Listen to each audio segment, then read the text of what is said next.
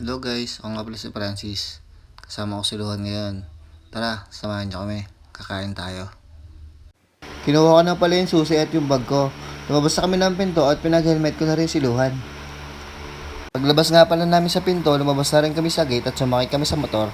At in-start ko na rin motor para umalis na kami. Bumabiyahe na nga pala kami ng guys, mga 15 minutes lang nandun na kami sa SM Dasma. Mga ilang minuto nga lang ay nakarating na kami sa SM Dasma.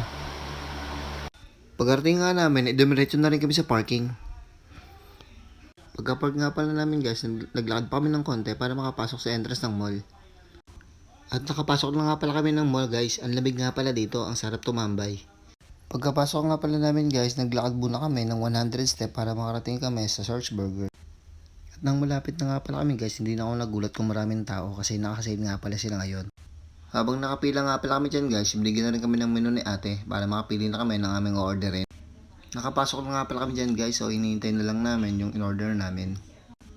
Mga ilang minuto nga ay dumating na rin yung order namin, isang classic burger at saka isang ultimate burger. Nakasave nga pala sila dyan guys, kaya 14 pesos na lang namin na-avail yung isang burger nila.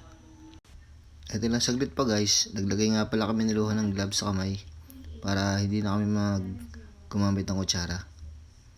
At unang kagat pa lang niluhan, tuwan-tuwa na agad siya, ang sarap daw. Unang kagat ko pa nga lang dyan, kitang-kita na agad, nasarapan ako. May mayonnaise pa ako sa labi. At syempre, tuwan-tuwa na naman yung isang bata dyan, nakabudol na naman. Oh, hindi maganda mawi sa kanguya oh. Naglagay nga pala ako ng ketchup guys. Hindi nga pala ako mahilig sa hot sauce.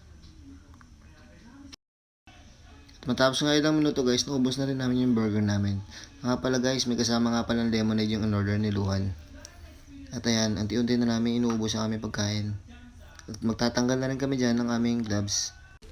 At habang naglalakad kami guys, inaisipan na nga rin namin dumaan sa Beretok para magdala ng pasalubong. At yan nga pala napili namin para iwi sa bahay. Alam ko lang tawag dyan guys, basta na lang ako kumuha. Ayan pa guys, yung isang napili namin. Pagkatapos yan, dumiretso na rin ako sa counter para magbayad.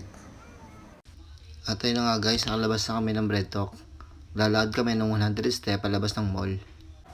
At ngayon nga guys, nakalabas na kami ng mall. Tuwan-tuwa na naman ng isang bata. Nakabudol na naman.